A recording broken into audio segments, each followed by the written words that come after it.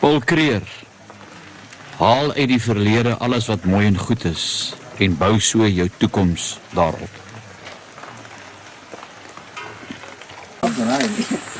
We have a POW lounge there. Okay. There's the general's room, which is masonry Okay. items. Yep. Then all our conference rooms have either military or memorabilia. Our restaurant, the Armory, you're just going to love when you open that up.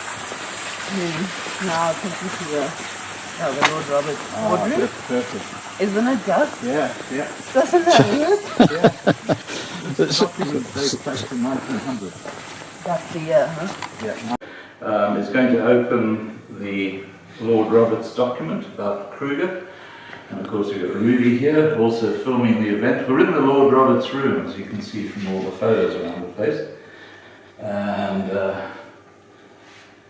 Jy het wragtig gedabbel. Jy het wragtig gedabbel. So what was that? Jy lyk nes daai meisie. Okay, so all over to you, Sarah. I'm going to take a seat. Yeah, I'll sit. Okay, Let me just want to press the record. I think Okay, there's it going. Is Yeah, it? yeah. Okay. So just if you rip off the plastic, don't touch the ends, All right. because that's where the document's in, but it's very secure inside. There's a lot of sellotape because I was travelling a long way. I just want to try to get So it's like one of those Christmas presents you get when you're a young child. It's half the fun getting to it. I don't want to ruin the paper. That's the problem. No, you won't ruin the document inside because it's got that hard cardboard. Even the paper on the outside. The paper on the outside is just my writing. Yeah.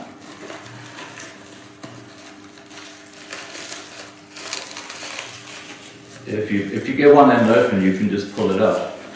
There you go. Okay, I'll pull it out. pull it up. Yeah, it's yours. Sure. What a privilege to be in this room and Open it to up. Just unroll it. Sure.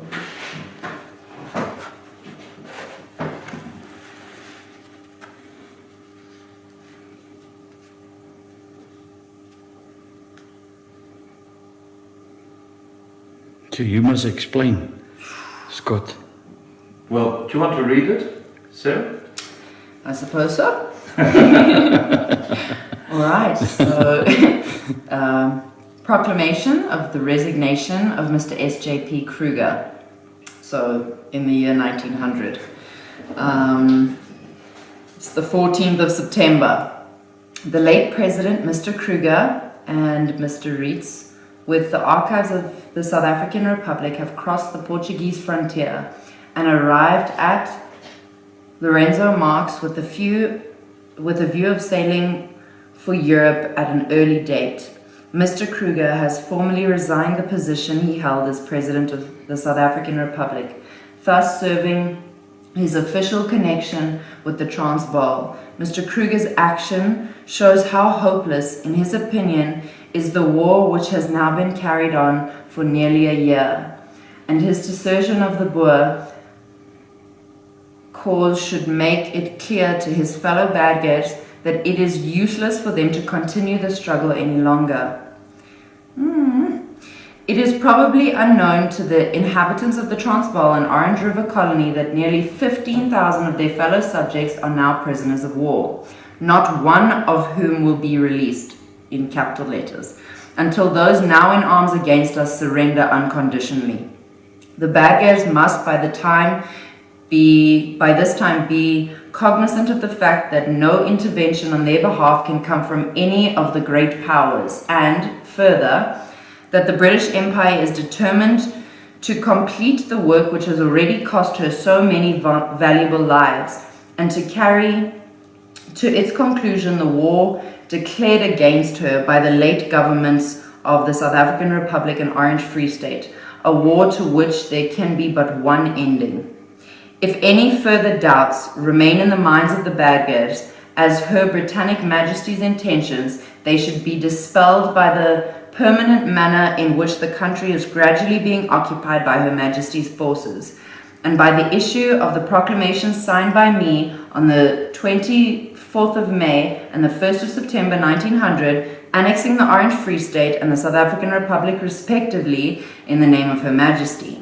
I take this opportunity of pointing out that except in the small area occupied by the Boer army under the personal command of Commandant General Botha, the war is degenerating and has degenerated into operations carried on in an irregular and irresponsible manner by small and in very many cases insignificant bodies of men. I should be failing in my duty to Her Majesty's government and to Her Majesty's army in South Africa if I neglect to use every means in my power to bring such irregular warfare to an early conclusion. This means which I am compelled to adopt, the means that I am compelled to adopt are those which the customs of war prescribe as being applicable to such cases. They are ruinous to the country and entail endless suffering on the Badgers and their families, and the longer this guerrilla warfare continues, the more vigorously must they be enforced. Roberts, Field Marshal, Commanding in Chief in South Africa. There you go. Sure. What do you think? Sure. I think you'll find a place for that.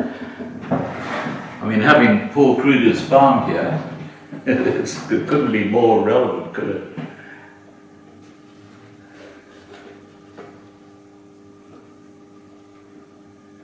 Sure. You see at the top right, it's actually got some writing in ink, Yes, which is how I got it. It's sort of, I guess someone wrote that a long time ago. Yeah. Hmm. So, what do you think? You like it? It's incredible. Good. Good. But now I have a question. Yeah.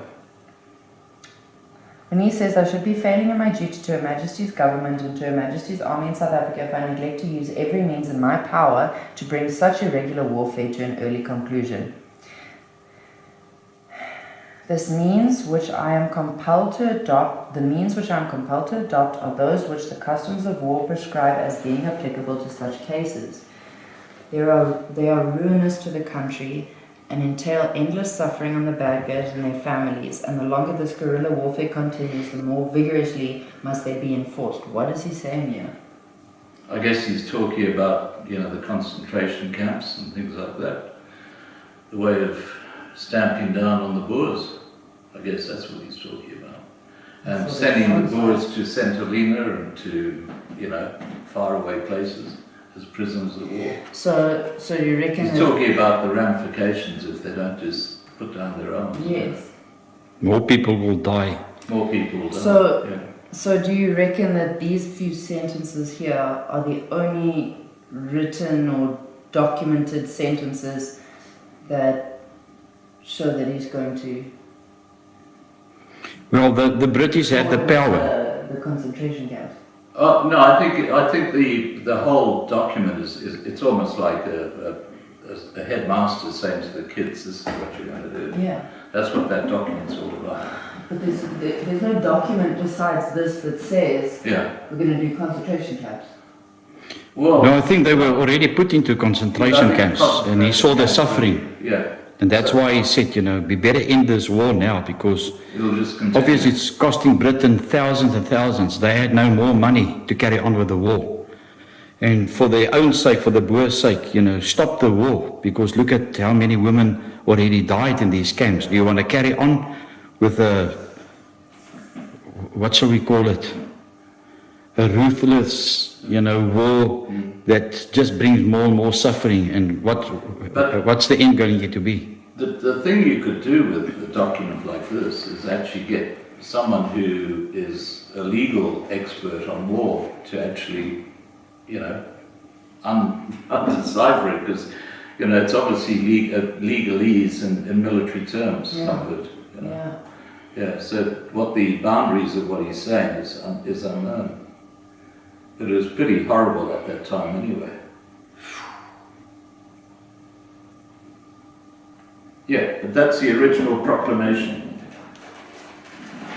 And what I understand is that proclamation, it's the only copy, and it's put up on a government building to alert the public to what's happening. Of course, the papers are given just like a press release with the remarks on there, but that's the original proclamation from the actual wall. And you know, it's it's a very, very prominent document. And you asked if Lord Roberts had signed it. Yes, he has, because it's a war document and it's a proclamation, even though it's got his printed name. name, yeah. That's his signature. Yeah, Yeah. exactly. Yeah. Sure. So that could go in this room, or it could go in the Paul Kruger house. It could go somewhere anyway.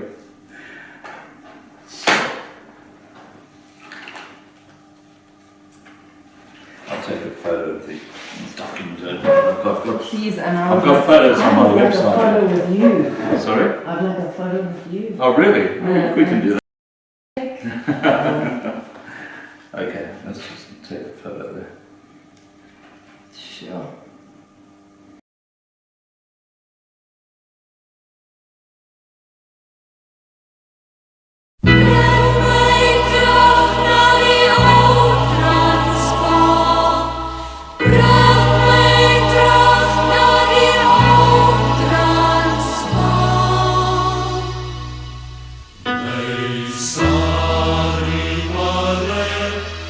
Zo ver van mij hart, maar koop om maar weer te zien.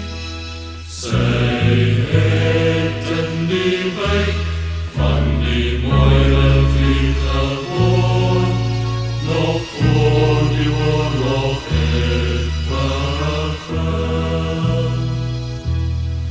O, breng mij terug naar die oud-Transvaal, daar waar mijn Sari woont. Mijn Sari maar weg, is zo ver van mijn hart, maar koop om maar weer te zien. Zij heeft een die wijk van die mooie vriend gewoon, nog voor die oorlog het begon.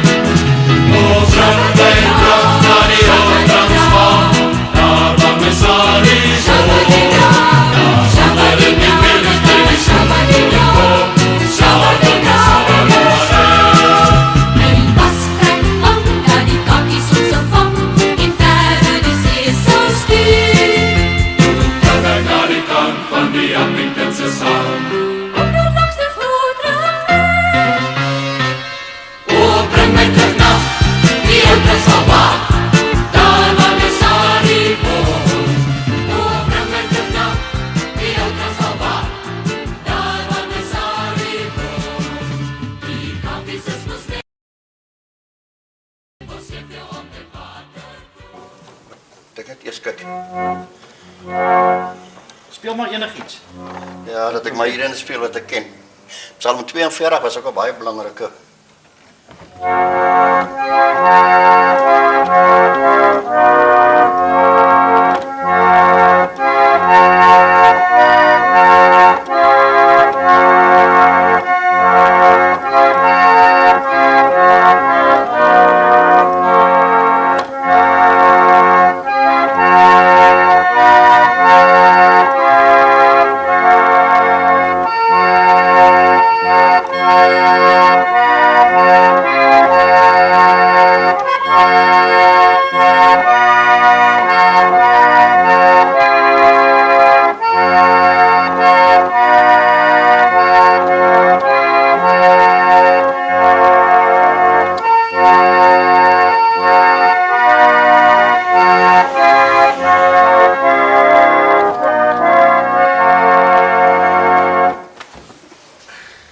During the year 1886, an excited messenger hurried northward to Pretoria, the capital city of the South African Republic, which was also known as the Transvaal. And he addressed the leader of his country, Paul Kruger. Mr. President, 36 miles down the road at the Witwatersrand, they have discovered and confirmed the biggest gold deposit that the world has ever known. With President Paul Kruger was Commandant General Joubert, the head of the Transvaal Small Standing Army, and it has been said that he was the first to speak. Wipe that smile off your face. When the English hear that we have this gold, they will come for it. And our land will be drenched in blood. President Kruger simply remarked, "That is the worst news we could ever hear." Was not the Boers' top priority. They were generally a deeply religious, pastoral people, and those two leaders were correct in their prophecy. Some 26,000 women, and mainly children, died in our British hands before we finally acquired that gold. And our struggle to get that gold, etc., is called the Anglo-Boer War.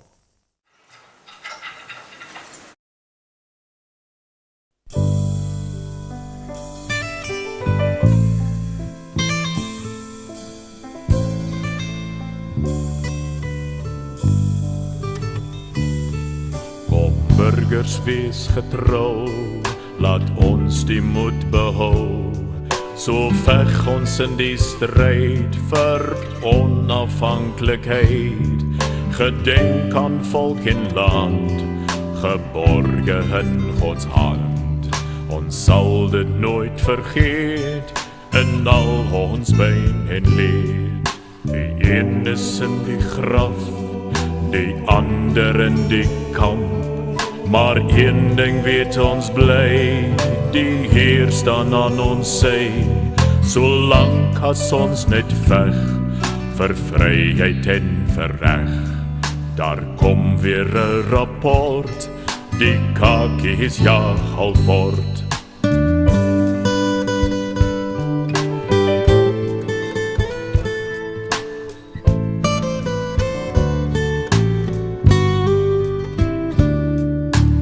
Einde is naby van kakies heerskappy. Die kakies wat daar kom, die sal ons wel verstom. Die kakies wat ons kry, die sal ons nog kastei. En steek ons vlag daarop, bo Tafelberg se kop. Oom Paul het verseg, want mag is tog nie reg. Martinus Steyn stem in, ons sal die oorlog wen. Die rooi en wit en blou is die kakies se gebrou. Maar met die groen daarby, maak dit die boere vry. Oom Paul het verseg, want mag is tog nie reg. Martinus Steyn stem in, ons sal die oorlog wen. Die rooi en wit en blou is die kakies se gebrou. Maar met die groen daarby, maak dit die boere vry.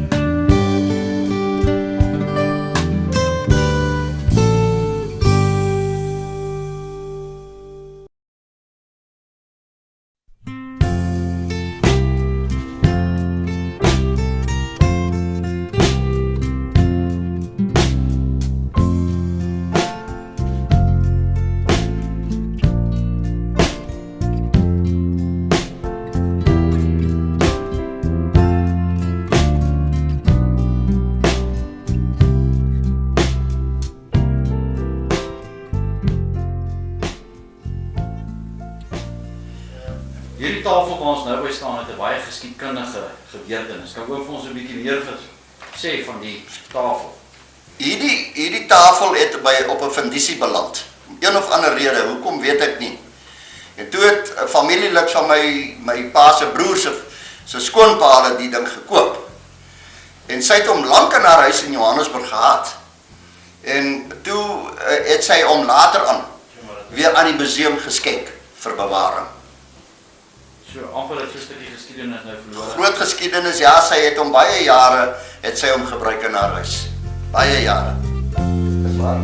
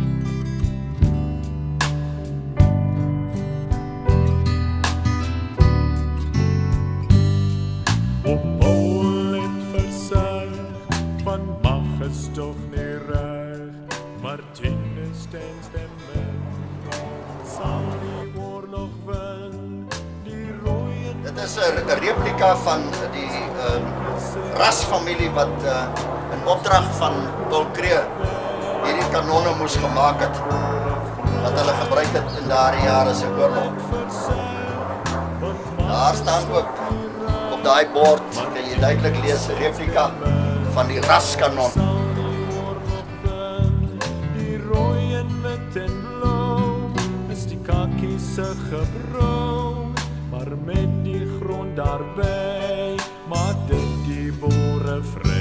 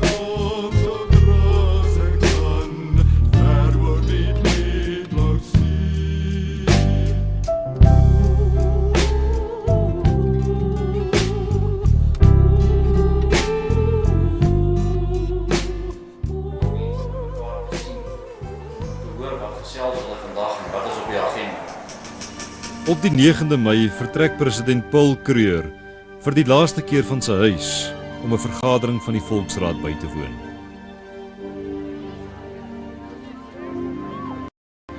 In die Volksraad lewer hy 'n kragtige toespraak. Die vyand wou nie stemreg vir uitlanders hê nie, maar die land. Die geskiedenis van Israel is vir hulle 'n voorbeeld. Die Here het die boere reeds van die groot trek af na vryheid gelei en hy onttrek hom nooit aan sy werk nie. Die 10de Mei. Het skaars 8000 man probeer Louis Botha, wat van die Natalse front af oorgekom het, en De Wet, om die opmars van Roberts met sy 25000 aan die Sandrivier te sluit.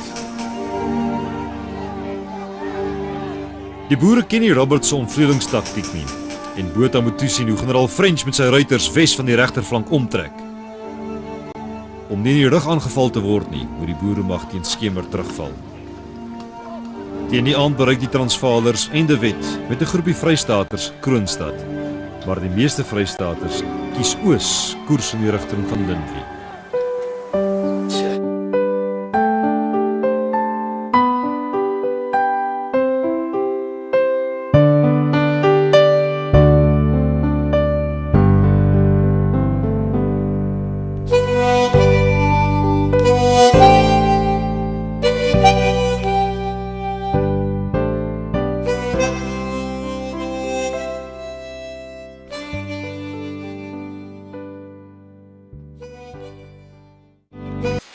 Die Stinkhout waas op Steynsburg deur mevrou Helene van Wyk gebore, Forsie, wat saam met ystersmede en skrynwerkers aan die wa gewerk het gemaak. Sy het die waamakery in Robertson van haar vader Philip Forsie geërf. Die wa is kort voor 1899 deur president Kreer van 'n ene Maree gekoop en is selde gebruik. Die wa is tydens die Anglo-Boereoorlog gebyt en is eers in 1926 aan die Unie van Suid-Afrika deur die stad Londen geskenk.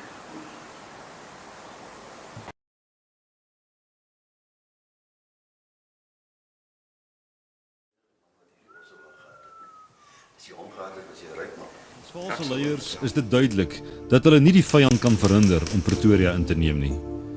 Dit word noodsaaklik om president Kreer en sy regering na 'n veiliger plek te verskuif. 29 Mei. Teen die aand neem die president afskeid van sy vrou, Gesina, want haar gesondheid laat haar nie toe om hom te vergesel nie. 'n Landauer, getrek deur 4 perde, neem Kreer na Eerste Fabrieken, van waar hy per trein langs die Delagoa Baai spoorlyn na Machadodorp reis.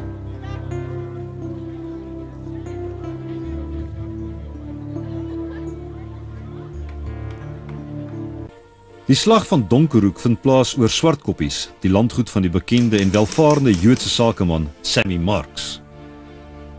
Hy het in 1868 in Suid-Afrika aangekom en hom in die 80er jare in die Suid-Afrikaanse Republiek gevestig. Saam met sy swaar Isaac Lewis bou hy 'n groot sakeryk op met diamante, steenkool en ander bedrywighede. Marks geniet die agting van sowel Roberts, wat hom op Swartkoppies besoek, as Paul Kruger, vir wie hy 'n standbeeld deur Anton van Wyk laat maak het. Dis natuurlik die een wat vandag nog op Kerkplein staan. Na die oorlog sou Marks as ondersteuner van Louis Botha se Het Volkparty die verskillende politieke groepe in Transvaal met mekaar probeer versoen. November 1900. Na 'n jaar van dagboekskrywe sit die kryger sy potlood neer. Maar wat lê vir die boere en Britte voor? Lord Kitchener sal Lord Roberts se beleid van verskroeide aarde kragtadig voortsit. Duisende stuks vee sal afgemaai word, gesaaides vernietig en huise afgebrand word, om die boer se weerstand te breek en om sy voedsel te ontneem. En dan, wanneer die huise afgebrand is, sal daar 'n plan gemaak word met die hawelose boervroue en hulle kinders. Meer as 100,000 sal in konsentrasiekampe versamel word, waar die bestuur so swak sal wees dat siektes uitbreek en die dood 'n kwart van die kampbewoners kom haal. Ook swart mense sal hierdie lyding aan Britse hand ondergaan. Sal die burgers die guerrilla-oorlog vir iets meer as 18 maande volhou. Dis veg en vlug en veg en vlug. Vlug vol moed. Maar daar sal ook die afvalliges wees. Wapenneerleggers, of soos die boere hulle noem, hensoppers. Erger nog, dit sal by die vyand aansluit. Joiners word, die vir 3 geslagte gebrandmerk word. Swart stamme sal toenemend 'n bedreiging vir geïsoleerde kommandos en rondvlugtende vroue laers word. En dan sal daar vrede op 31 Mei 1902 aanbreek. Maar vir die Afrikaner sal dit 'n vrede sonder vryheid wees. Sy republieke sal hy verloor. Sommige sal in die geloof wankel, maar die meeste sal berus in die wil van God en saam met generaal Jan Smit stem as hy verklaar: Miskien is dit God se wil om die volk van Suid-Afrika deur nederlaag, deur vernedering, ja selfs deur die dal van doodskade weer te lei tot 'n beter toekoms op 'n helder dag.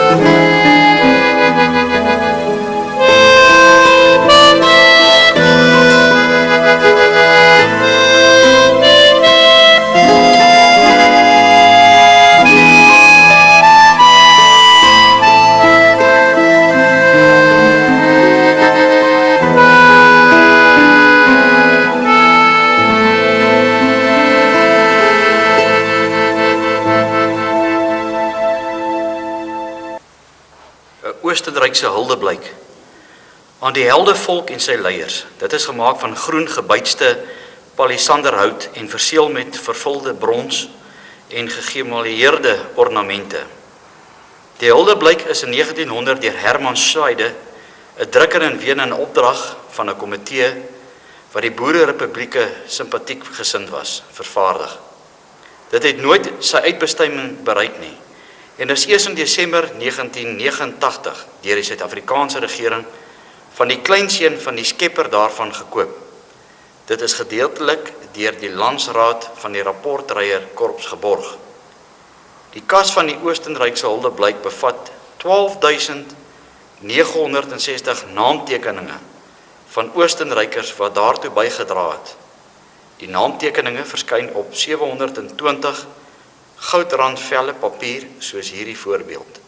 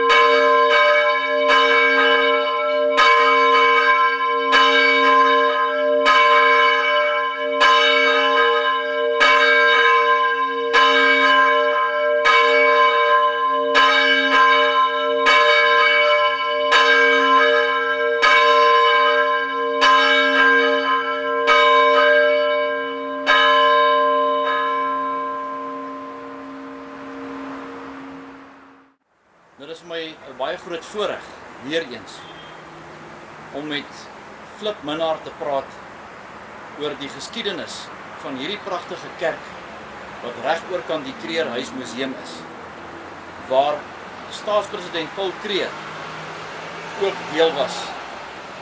En die kerk dateer ook gedurende die Anglo-Boereoorlog. Oom Flip, wanneer is hierdie kerk gebou? Hierdie kerk is gebou 1896. Op 10 Oktober 1896 het die president die hoeksteen gelê. Jy sal daar die hoeksteen sien, maar terloops daar die hoeksteen wat daar lê, is 'n replika. Die oorspronklike hoeksteen is uitgehaal. Ek sal hom nou vir julle wys. Hy staan in die portaal.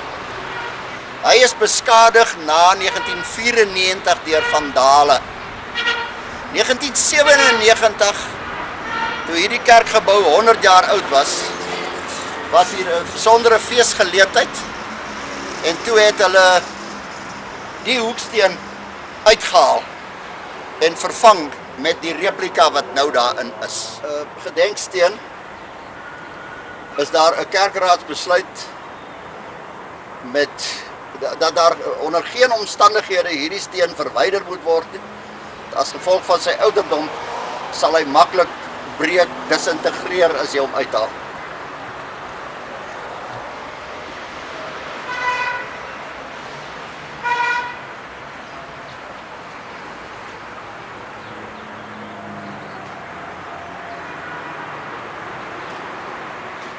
Die kerkklok wat jy gehoor het wat daar gelui, is gemaak in 1897, ook in Holland. Dis 'n massiewe groot klok. Die skepel alleen weeg 14 kilogram.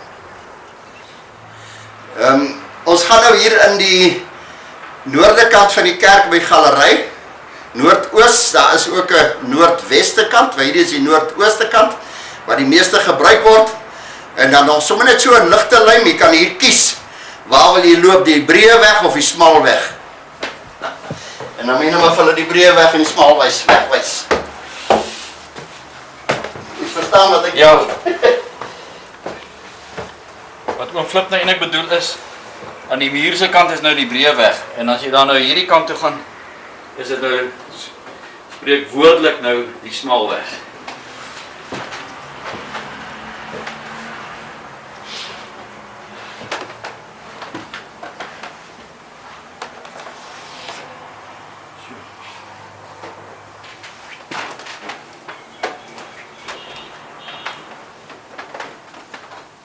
Ja, hierdie orgel, ingevoer in 1892, vanaf Duitsland.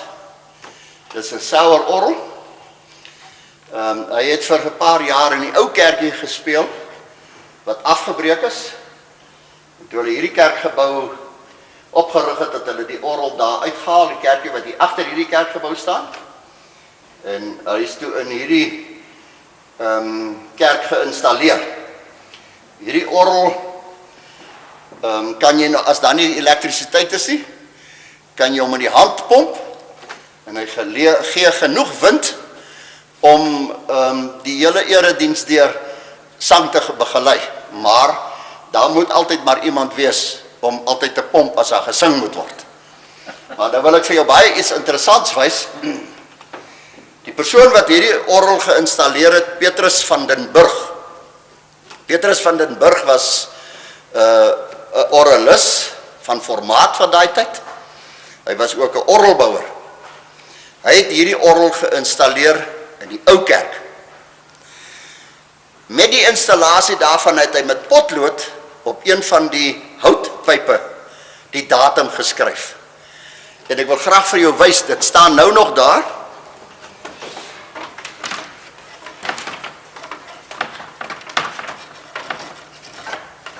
Dis die binnekant van die orgel.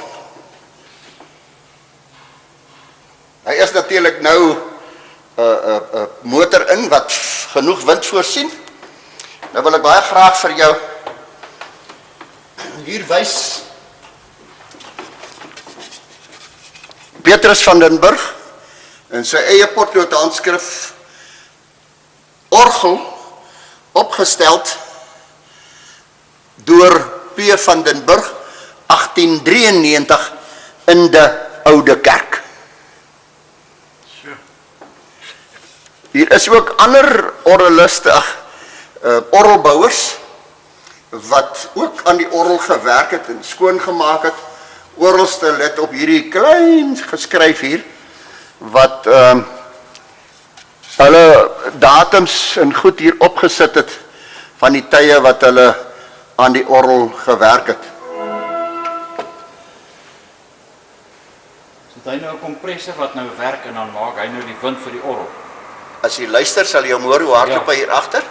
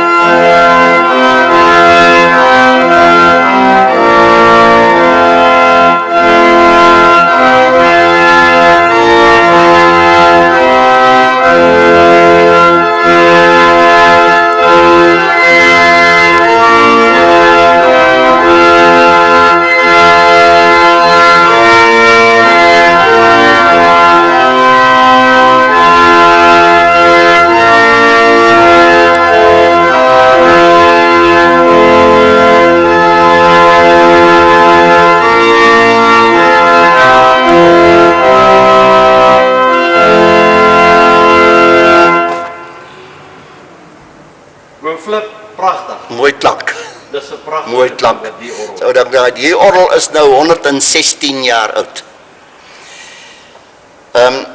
Ons het al so 'n bietjie van tyd tot tyd, ook aan sy karakter is nie geraak nie. Bietjie skoonmaakwerk gedoen, wat ons 'n hele klompie geld gekos het, maar dit was die moeite werd. En nou ja, vir 116 jaar begelei al die gemeente hier, waar hulle sing tot lof van die Here. Flip bietjie werk vandag, want dit is 'n wonderlike ervaring om by die kerk rond te loop. En nou het ek oom Flip gevra om weer die orgel te speel, terwyl ek nou hier in die binnekant van die kerk gaan staan. Maar ek raai u aan om gerus 'n draai te maak. Oom Flip se nommer sal na die einde van die DVD wees, en dan kan julle hom kontak om so 'n reëling te maak, om deel te wees van hierdie gelofte boere Afrikaner volk van ons se geskiedenis. Baie dankie oom Flip. Groot plesier. Ek gaan gou boontoe.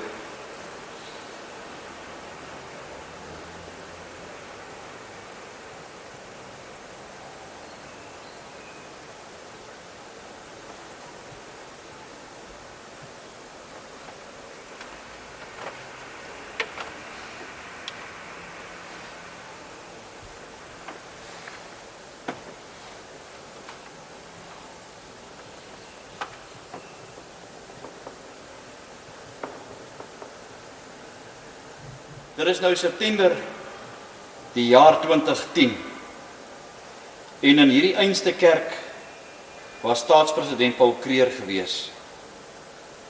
En hierdie is 'n boodskap aan ons gelofte boere Afrikaner volk. Voor my lê die Bybel. En ek praat ook met myself en ek praat ook met my mede-Afrikaner, my boere Afrikaner. Dit is die pad wat ons nodig het, want anderste het ons as gelofte boere Afrikaner volk geen toekoms nie.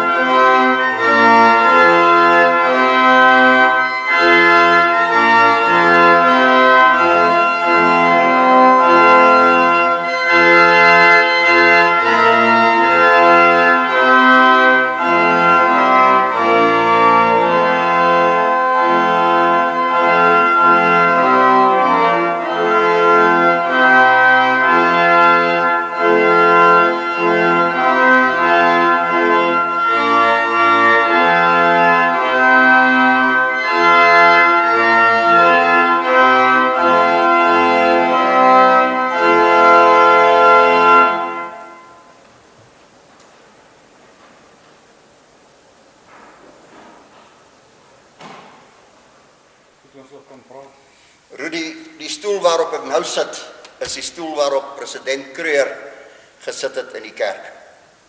Die stoel hier langs my is sy vrou se stoel. By hierdie stoel het ons 'n bypassende voetstoeltjie. Die aard van die saak is, hy kan wegraak omdat hy maar baie klein is, en die is nou maar weggebêre en dit kan nou ongelukkig nie tentoongestel word. Die rede waarom die stoele hier staan is nou maar bloot net vir vertoning. Die stoele saam met die kerkgebou is in 1979 as nasionale gedenkwaardigheid verklaar. Bygesê, in die ou tyd het mans en vrouens in hierdie kerk nie deur mekaar gesit. Die president het hier reg voor gesit en sy vrou het daar gesit. Hulle mag ook nie by mekaar gesit het nie, omdat die gemeente nie by mekaar gesit het nie. Die stoele het die vrouens en die kinders opgesit. Die banke, die mans. Die rede waarom dit stoele is, jy sal kyk, as jy na die grondplan van die kerk kyk, dan sal jy 'n kruiseffek kry. Hierdie kerk is gebou in 'n kruiseffek. Die argitek was Klaas van Ruyse. Die Klaas van Ruyse was ook die skriba van hierdie kerkraad. En ook by die bou van hierdie kerk het hy die opdrag gehad van die kerkraad om toesig te hou dat hierdie kerk presies volgens plan gebou word. Selfs bo op die plafon is 'n kruis merkbaar. Die preekstoel is eikehout, ingevoer vanaf Korea.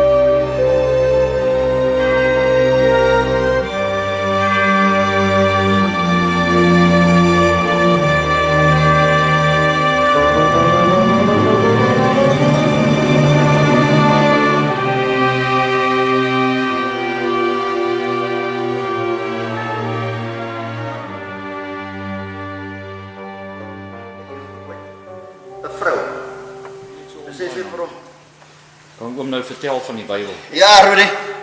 Ek het nooit verstaan hoekom ry die mense met ossewaans. Maar nou verstaan ek. Dit was om die Statenbybel te vervoer. Wat so swaar is hy. Julle sal my nie glo nie, maar dit is so.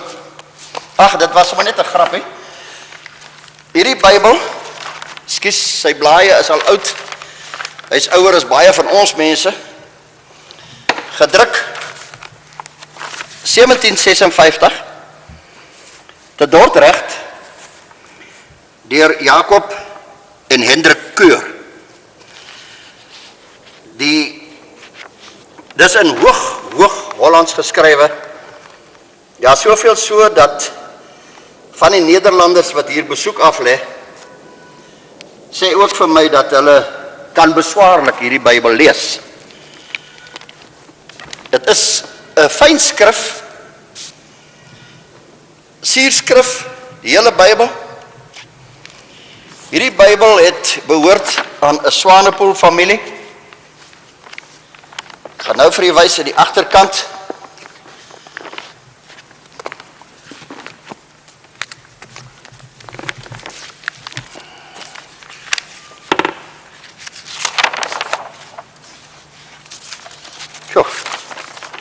Goed.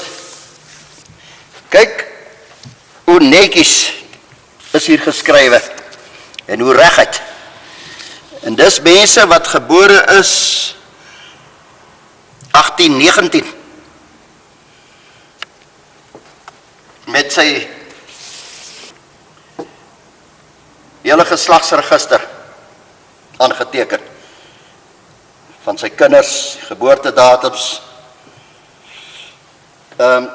Naast hierdie Bybel het ons ook 'n paar ander Bybels wat ons in die Kluisberge, 'n Bybel wat onder andere deur P.G.W. Grobler op 24 Desember 1897 geskenk is vir die ingebruikneming van hierdie kerkgebou.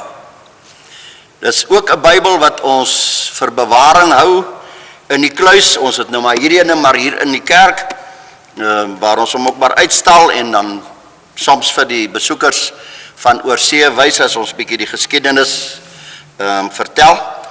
Hierdie gemeente was op 7 en 8 April 2009 150 jaar oud.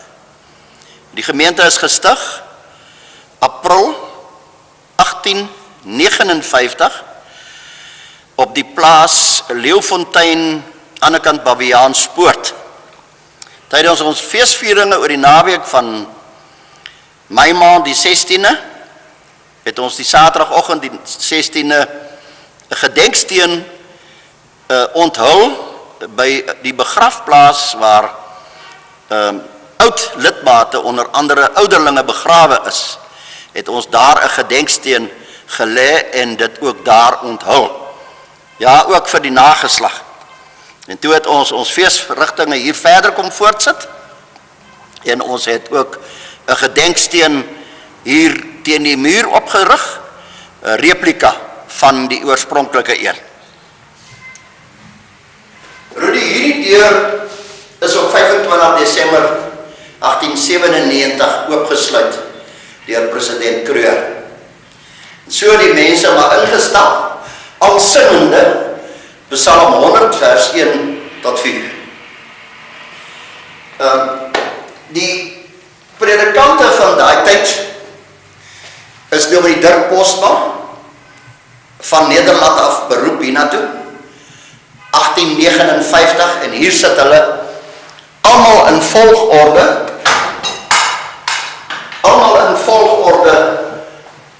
soos hulle gedien het in die gemeente. Dominee Postma, 1859, 1890. N.J.R. Swart, 1866, 1872. Die eerste staatssekretaris. Hy is ook natuurlijk dat hy sy roeping neergelê, wel eintlik geskort. Hierdie dominee gedien 1872 tot 1880, hy het ook sy roeping neergelê. 'n nasaad van die eerste Postma, 1892, 1904. Nog 'n Postma, 1904, 1906. Los, 1908, 1914. Bos was 'n sendeling. 1910 tot 1923. Die opdrag van Matteus 28 vers 19. Gaan heen, verkondig die woord van die Here aan alle volke, tale en nasies. Ons het as Christene gedoen wat ons kan vir anderstalige mense. Die woord van die Here is nie vir onsself gehou nie, hy is uitgedra. Hierdie dominee was 70, was hierdie kerkgebou 100 jaar. Die koster voor my, dame Johanna Meyer, was toe al reeds baie siek aan kanker, en sy het daardie tapisserie werk gemaak vanaf die foto wat ons nou gewys het, die nuwe kerkgebou en die ou kerkgebou, en hulle het hom nou hier vir bewaring opgesit, vertoon pragtig daar. Dis die oorspronklike hoeksteen, wat deur die president Paul Kruger gelê is. Die rede waarom hy hier staan, het ons reeds vroeër in die begin van die program gesê dat hierdie hoeksteen is verwyder as gevolg van beskadiging deur vandale, en daar staan die ou kerkie waarvan ons flissies gepraat het, wat toe ongelukkig later aan afgebreek is. Ek sou sê, mense sal baie graag vandag wou gehad het as 'n kerkmuseum. En mense kon baie dinge daar as 'n museum.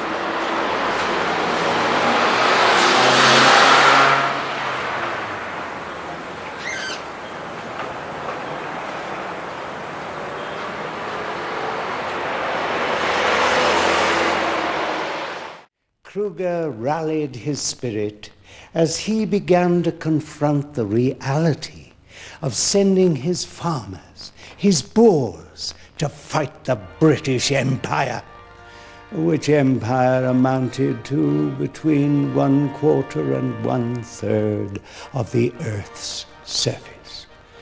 Kruger then said, "If the British Empire wins this war, you will pay a price that will stagger humanity."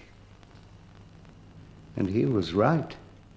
The war proved to be virtually the beginning of the end of the British Empire. Milner reiterated his argument that Britain had no quarrel with the Orange Free State. Well, there was little known gold in that country. President Steyn was direct in his reply. If you attack the Transvaal, you will be attacking us. And the day I say war, it will be war to the bitter end. It was then that President Kruger moved firmly and irrevocably. He issued an ultimatum to Chamberlain, Milner, Rhodes, and Dreadful Company. Your British troops on the borders of the Transvaal Republic must be instantly withdrawn. All British reinforcements now on the high seas must not be landed in any port of South Africa. And if you fail to comply within 48 hours, the Transvaal will with great regret be compelled to regard your action as a formal declaration of war. Well, with the whole world watching, perfidious Albion, Britain, could not climb down. And so on October the 12th, 1899, along the vast borders of the Orange Free State and the Transvaal, tens of thousands of mounted Boers crossed southward into the British colonies of the Cape and Natal.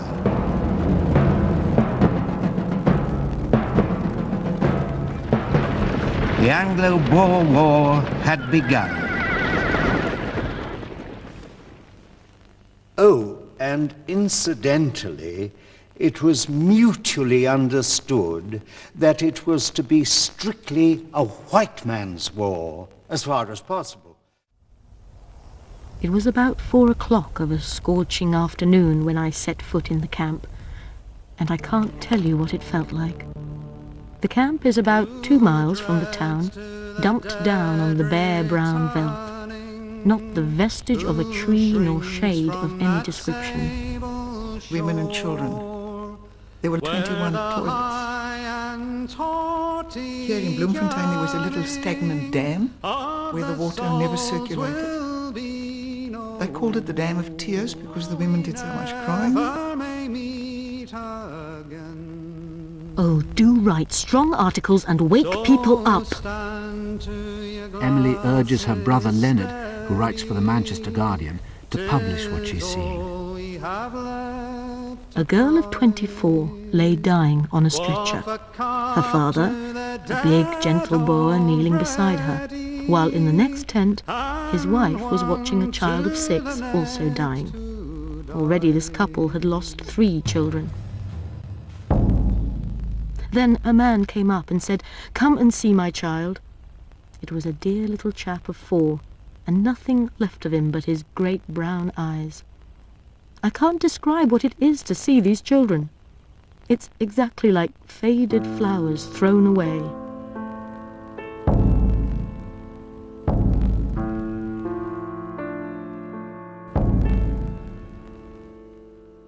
Miskien ook sal ons sterwe en iewers ruglings stort. Dat hierdie helder aarde in ons verdonker word. Miskien sal niemand later mooi dinge van ons weet en nêrens sin te kry wees in al ons stryd en leed. Sal elkeen as hy magteloos naby die sterwe lê, net hierdie eensaam wete uiteindelik nog hê. Dat ons nie kon gebuig word, soos hul geweld het wou, en dat ons hoog kon lewe, net aan ons bloed getrou. 1756, te Dordrecht, deur Jacob en Hendrik Keur.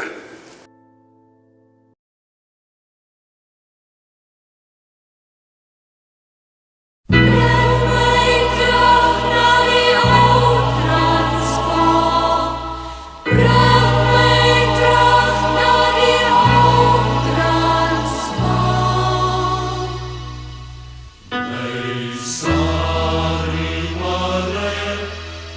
so ver van my hart, maar koop om maar weer te sien. Sy het in die wijk van die mooie rivier gewoon, nog voor die oorlog het begin. O, bring my terug na die ou Transvaal, daar waar my Sarie woon. My Sarie Marek is so ver van my hart, maar koop om maar weer te sien. Sy het in die wijk van die mooie rivier gewoon, nog voor die oorlog het begin. O, bring my terug na die ou Transvaal, daar waar my Sarie woon. Daar in die village by die Shabadingon, Shabadingon, My was kry lang dat die kakkies ons sou vang en verder die see sou stuur. Gaan wij naar die kant van die Appingtonse Sound. Onder langs de groot rivier. O, bring my terug na die ou Transvaal, daar waar my Sarie woon. O, bring my terug na die ou Transvaal, daar waar my Sarie woon. Die kakkies is mos net ons het jou op die water. Ek net eers kyk. Speel maar enigiets. Ja, dat ek maar hierin speel wat ek ken. Psalm 42 was ook 'n baie belangrike.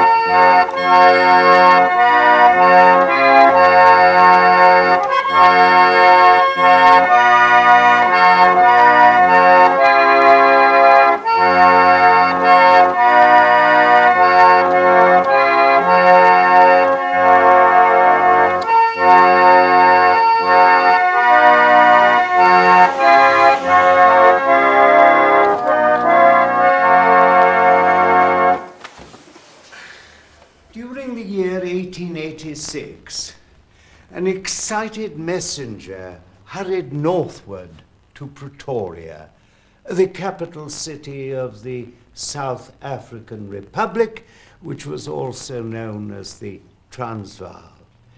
And he addressed the leader of his country, Paul Kruger. Mr. President, 36 miles down the road, at the Witwatersrand, they have discovered and confirmed the biggest gold deposit that the world has ever known.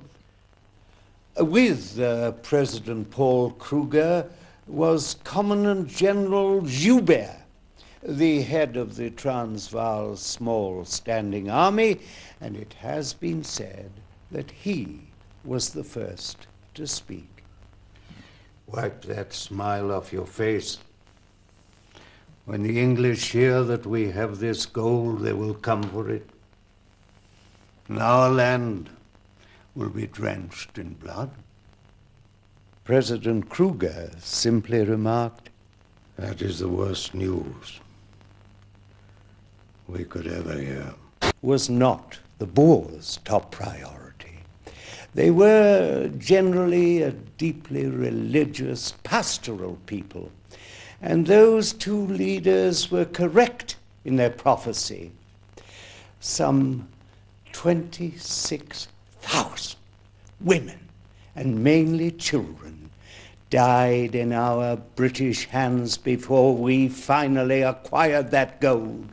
And our struggle to get that gold, etc., is called the Anglo-Boer War.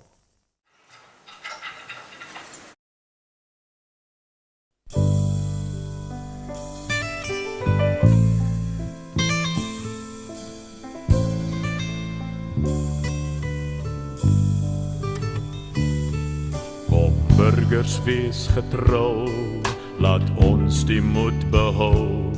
So veg ons in die stryd vir onafhanklikheid. Gedenk aan volk en land, geborge in Gods hand. Ons sal dit nooit vergeet, in al ons pyn en leed. Die een is in die graf, die ander in die kamp. Maar een ding weet ons bly, die Heer staan aan ons sy. Solank as ons net veg, vir vryheid en vir reg. Daar kom weer 'n rapport, die kakies jag al voort.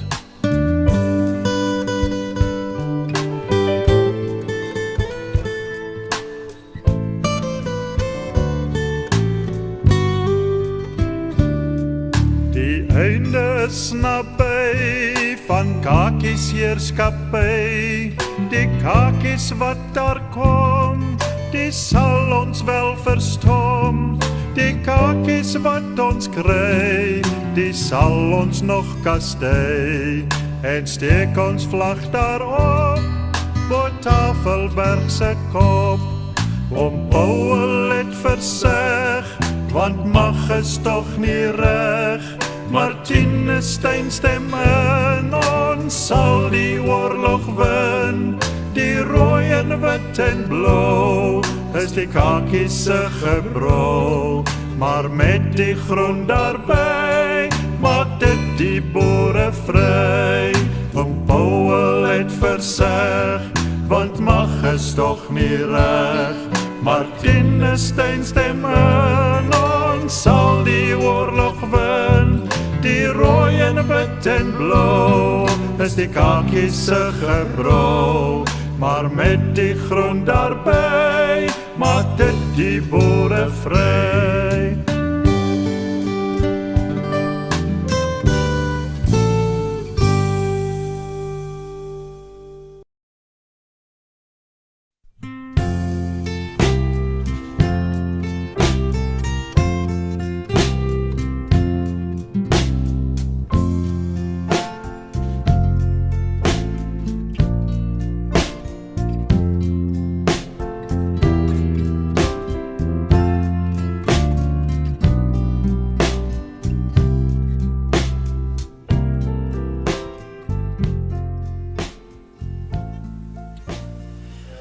Hierdie tafel waar ons nou by staan het 'n baie geskiedkundige gebeurtenis. Kan oom vir ons 'n bietjie meer sê van die tafel? Hierdie tafel het op 'n fundisie beland. Om een of ander rede, hoekom weet ek nie. En toe het 'n familielid van my pa se broer se skoonpa die ding gekoop. En sy het hom lank in haar huis in Johannesburg gehad. En toe het sy hom later aan weer aan die museum geskenk vir bewaring. So amper 'n stukkie geskiedenis nou verlore. Groot geskiedenis, ja, sy het hom baie jare gebruik in haar huis. Baie jare. Dis waar.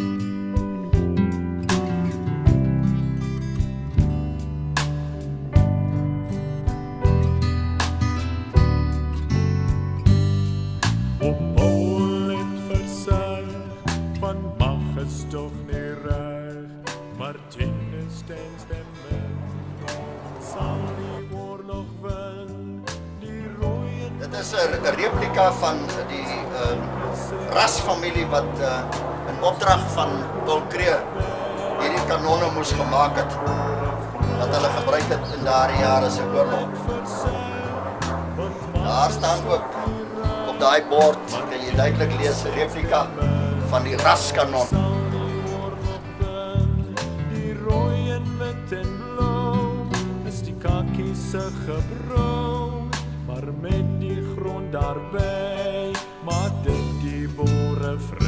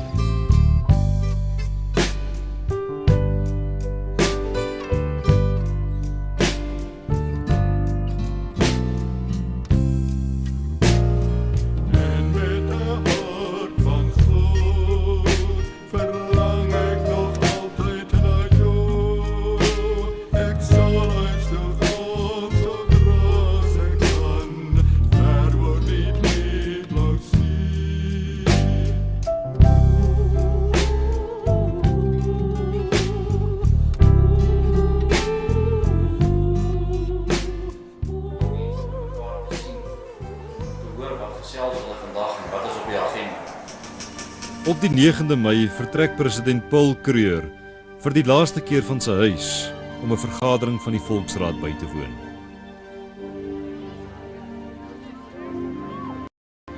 In die Volksraad lewer hy 'n kragtige toespraak.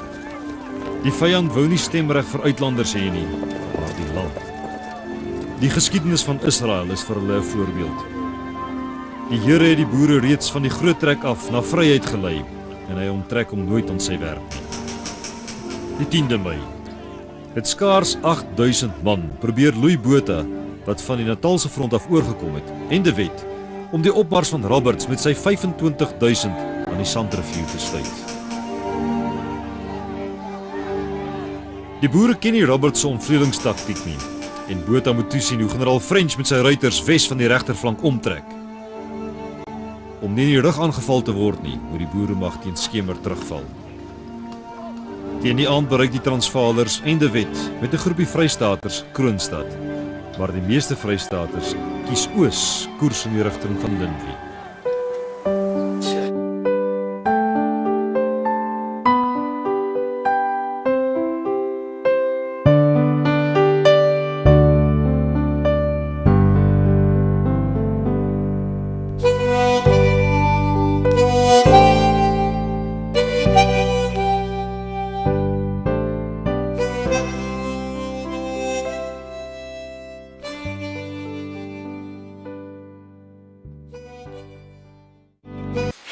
Die stinkhout waas op Steynsburg deur mevrou Helene van Wyk gebore, Forsie, wat saam met ystersmede en skrynwerkers aan die wa gewerk het gemaak.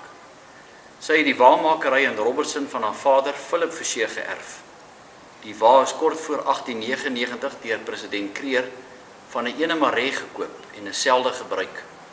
Die wa is tydens die Anglo-Boereoorlog gebyt en is eers in 1926 aan die Unie van Suid-Afrika deur die stad Londen geskenk.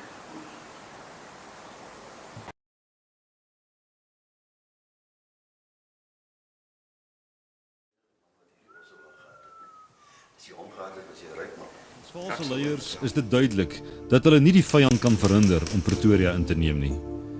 Dit word noodsaaklik om president Kruger en sy regering na 'n veiliger plek te verskuif. 29 Mei.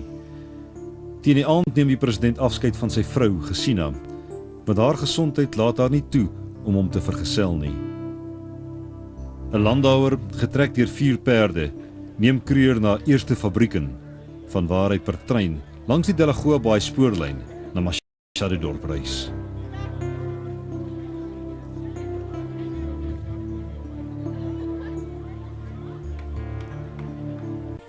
Die slag van Donkerhoek vind plaas oor Swartkoppies, die landgoed van die bekende en welvarende Joodse sakeman Sammy Marks. Hy het in 1868 in Suid-Afrika aangekom en hom in die 80er jare in die Suid-Afrikaanse Republiek gevestig. Saam met sy swaar Isaac Lewis wou hy 'n groot sakeryk op met diamante, steenkool en ander bedrywighede. Marx geniet die agting van sowel Roberts, wat hom op Swartkoppies besoek, as Paul Kruger, vir wie hy 'n standbeeld deur Anton van Wouw laat maak het. Dis natuurlik die een wat vandag nog op Kerkplein staan. Na die oorlog sou Marx as ondersteuner van Louis Botha se Het Volkparty die verskillende politieke groepe in Transvaal met mekaar probeer versoen. 12 November 1900. Na 'n jaar van dagboekskrywe sit die kryger sy potlood neer. Maar wat lê vir die boere en Britte voor? Lord Kitchener sal Lord Roberts se beleid van verskroeide aarde kragtadig voortsit. Duisende stuks vee sal afgemaai word, gesaaides vernietig en huise afgebrand word, om die boer se weerstand te breek en om sy voedsel te ontneem. En dan, wanneer die huise afgebrand is, sal daar 'n plan gemaak word met die hawelose boervroue en hulle kinders. Meer as 100,000 sal in konsentrasiekampe versamel word, waar die bestuur so swak sal wees dat siektes uitbreek en die dood 'n kwart van die kampbewoners kom haal. Ook swart mense sal hierdie lyding aan Britse hand ondergaan. Sal die burgers die guerrilla-oorlog vir iets meer as 18 maande volhou. Dis veg en vlug en veg en vlug. Vlug vol moed. Maar daar sal ook die afvalliges wees. Wapenneerleggers, of soos die boere hulle noem, hensoppers. Erger nog, dit sal by die vyand aansluit. Joiners word, en vir 3 geslagte gebrandmerk word. Swart stamme sal toenemend 'n bedreiging vir geïsoleerde kommandos en rondvlugtende vrouelaars word. En dan sal daar vrede op 31 Mei 1902 aanbreek. Maar vir die Afrikaner sal dit 'n vrede sonder vryheid wees. Sy republieke sal hy verloor. Sommige sal in die geloof wankel, maar die meeste sal berus in die wil van God en saam met generaal Jan Smit stem as hy verklaar: Miskien is dit God se wil om die volk van Suid-Afrika deur nederlaag, deur vernedering, ja selfs deur die dal van doodskade weer te lei tot 'n beter toekoms op 'n helder dag.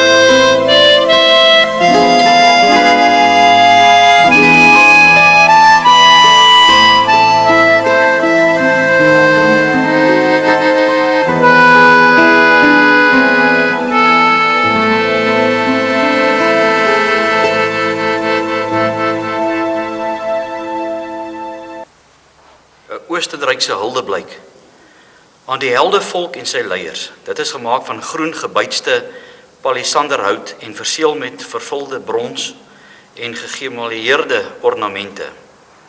Die huldeblyk is in 1900 deur Herman Scheide, 'n drukker in Wene in opdrag van 'n komitee wat die Boererepublieke simpatiek gesind was, vervaardig. Dit het nooit sy uitbestemming bereik nie. En is eers in Desember 1989 deur die Suid-Afrikaanse regering van die kleinseun van die skepper daarvan gekoop. Dit is gedeeltelik deur die Landsraad van die Rapportryër Korps geborg. Die kas van die Oostenrykse huldeblyk bevat 12.960 naamtekeninge van Oostenrykers wat daartoe bygedra het. Die naamtekeninge verskyn op 720 goudrand velle papier soos hierdie voorbeeld.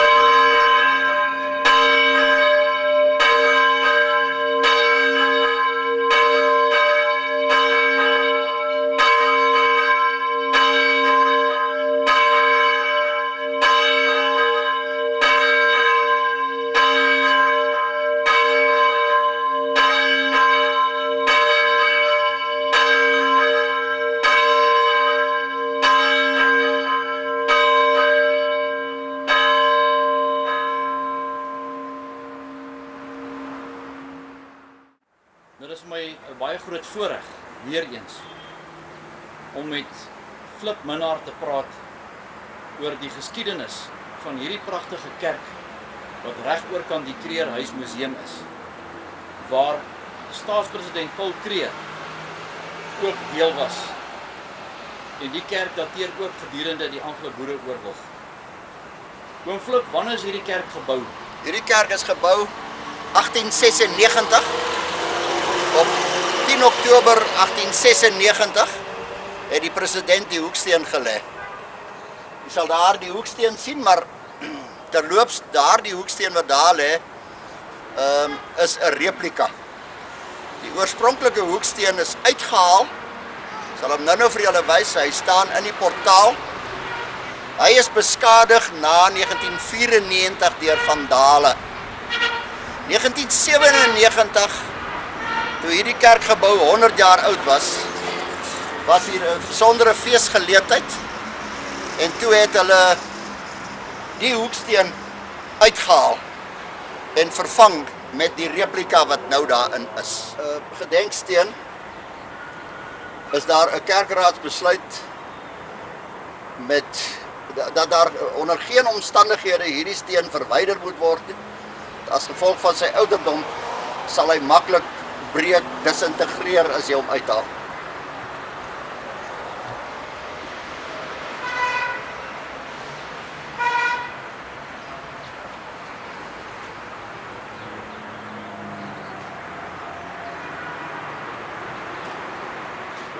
Die kerkklok wat jy gehoor het wat daar gelui, is gemaak in 1897, ook in Holland.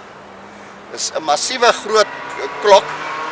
Die skepel alleen weeg 14 kg. Ons gaan nou hier in die noorde kant van die kerk by galery. Noordoos, daar is ook 'n noordweste kant, waar hierdie is die noordooste kant, waar die meeste gebruik word. En dan nog sommer net so 'n ligte lyn, jy kan hier kies. Waar wil jy loop, die breë weg of die smal weg? En dan moet jy nou maar vir hulle die breë weg en die smal wegwys. Jy verstaan wat ek Ja. Wat oom Flip nou eintlik bedoel is, aan die muur se kant is nou die breë weg. En as jy dan nou hierdie kant toe gaan, is dit nou spreek woordelik nou die smal weg.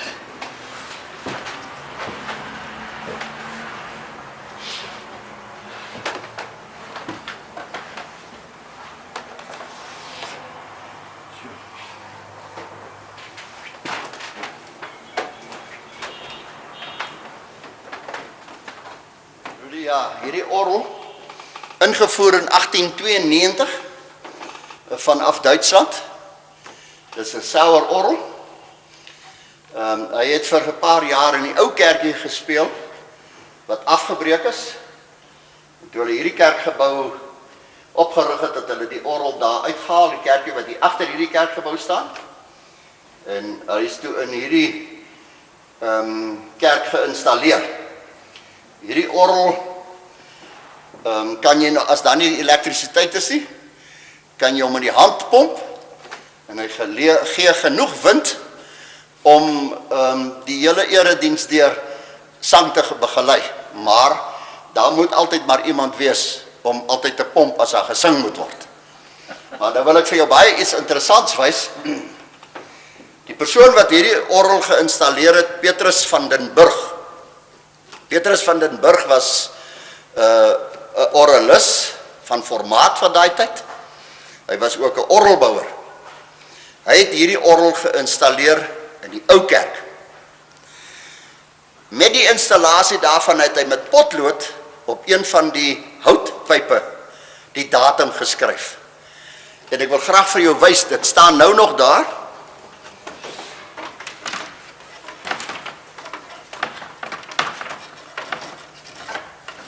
Dis die binnekant van die orgel. Hy is natuurlik nou 'n motor in wat genoeg wind voorsien. Nou wil ek baie graag vir jou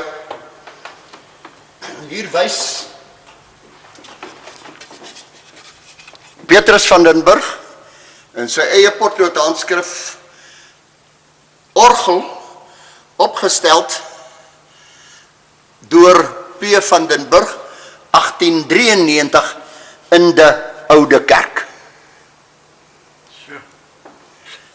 Hier is ook ander orgeliste, orgelbouers wat ook aan die orgel gewerk het en skoongemaak het.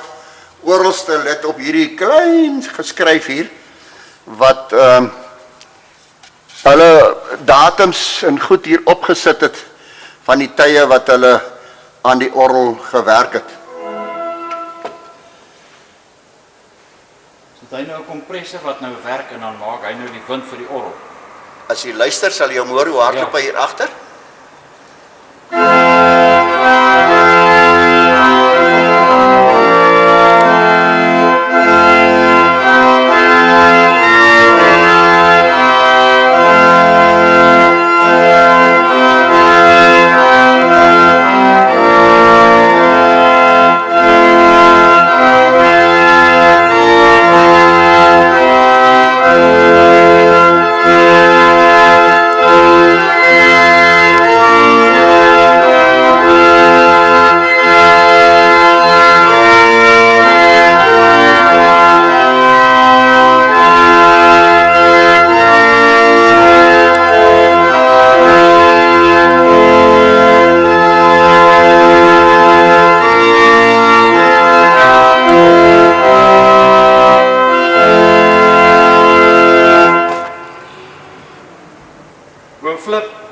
Mooi klank.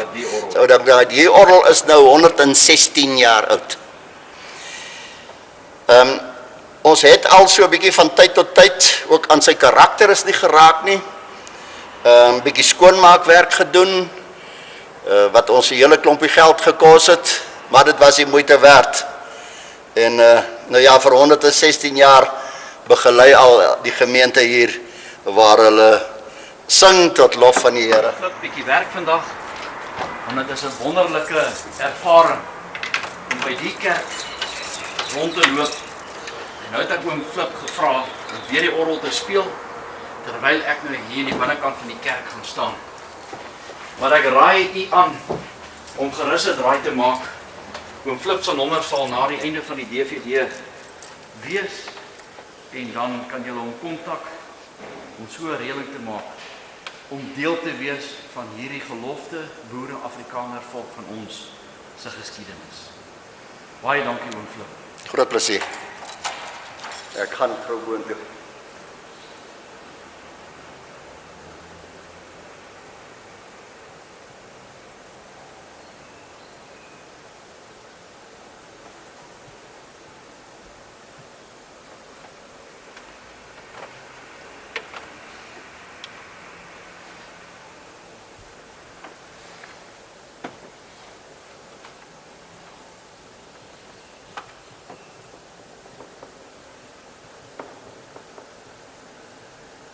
Dit is nou September die jaar 2010 en in hierdie einste kerk was staatspresident Paul Kruger gewees. En hierdie is 'n boodskap aan ons gelofte boere Afrikaner volk. Voor my lê die Bybel. En ek praat ook met myself en ek praat ook met my mede-Afrikaner, my boere Afrikaner. Dit is die pad wat ons nodig het, want anderste het ons as gelofte boere Afrikaner volk geen toekoms nie.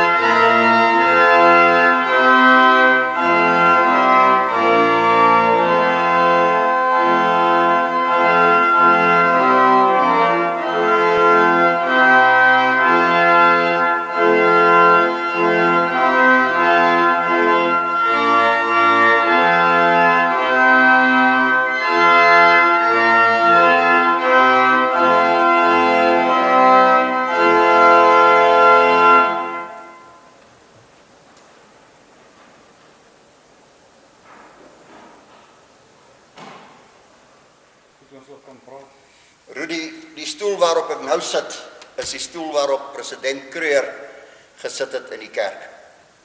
Die stoel hier langs my is sy vrou se stoel. By hierdie stoel het ons 'n bypassende voetstoeltjie. Die aard van die saak is, hy kan wegraak omdat hy maar baie klein is, en die is nou maar weggebêre en dit kan nou ongelukkig nie tentoongestel word. Die rede waarom die stole hier staan is nou maar bloot net vir vertoning.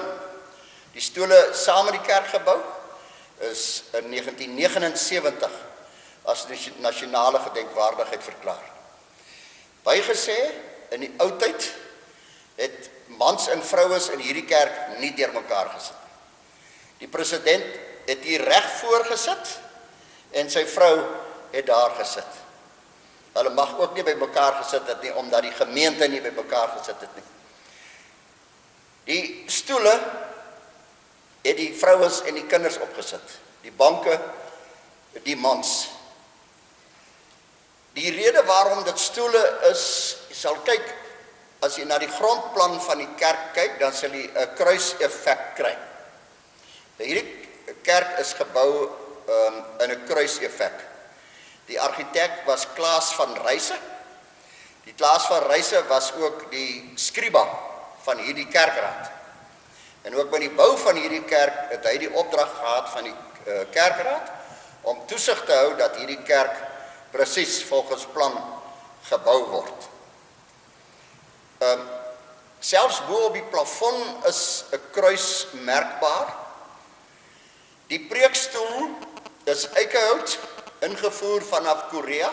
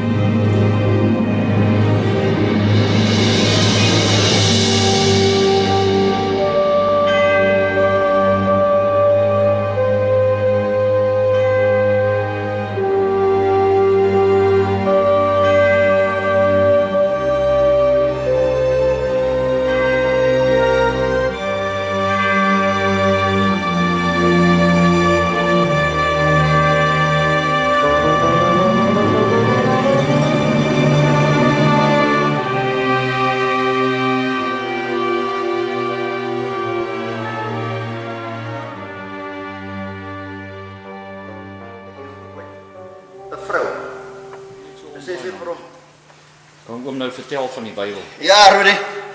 Ek het nooit verstaan hoekom ry die mense met ossewaans. Maar nou verstaan ek. Dit was om die Statenbybel te vervoer. Wat so swaar is hy. Julle sal my nie glo nie, maar dit is so. Ag, dit was maar net 'n grap, hè. Hierdie Bybel, skus, sy blaaie is al oud. Hy's ouer as baie van ons mense. Gedruk